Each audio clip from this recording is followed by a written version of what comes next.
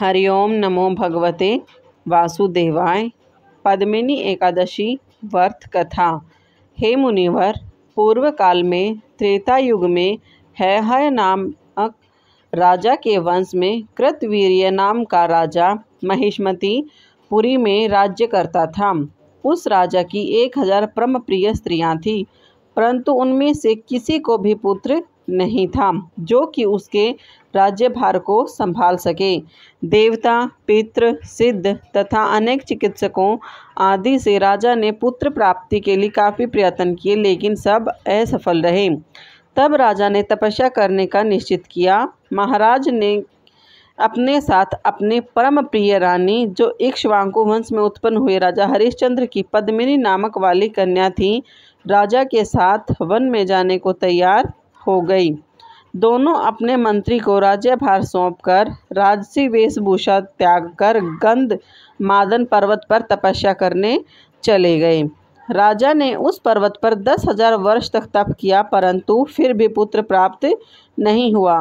तब पतिव्रता रानी कमल नयनी पद्मिनी ने अनसुया से कहा, 12 मास से अधिक महत्वपूर्ण मल मास होता है, जो 32 मास के पश्चात आता है। उसमें द्वादशी युक्त पद्मिनी शुक्ल पक्ष की एकादशी का जागरण समेत व्रत करने से तुम्हारी सारी मनोकामनाएं पूरी होंगी। इस व्रत के करने से भगवान तुम पर प्रसन्न होकर शीघ्र तुम्हें पुत्र देंगे।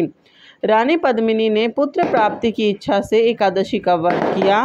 वह एकादशी को निराहार रहकर रात्रि जागरण करती। इस व्रत से प्रसन्न होकर भगवान विष्णु ने उन्हें पुत्र प्राप्ति का वरदान दिया।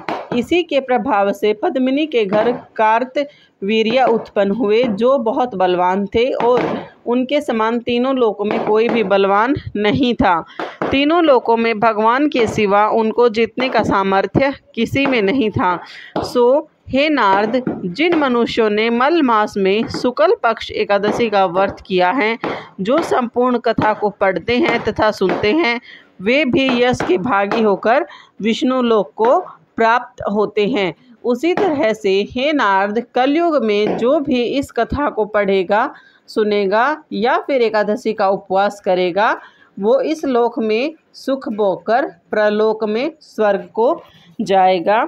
अगर आपको हमारी कथा अच्छी लगी हो तो हमारी कथा से जुड़ने के लिए हमारे चैनल को सब्सक्राइब कीजिए, वीडियो को लाइक कीजिए, शेयर कीजिए और अच्छे कमेंट कीजिए। अगर आपको एकादशी से लेकर या फिर किसी भी धार्मिक दिन से लेकर या पुण्य तिथियों से लेकर कोई भी जानकारी चाहिए तो आप हमें कमेंट बॉक्स में कमेंट कर बता सकते हैं। धन्यवाद। आपका दिन शुभ हो।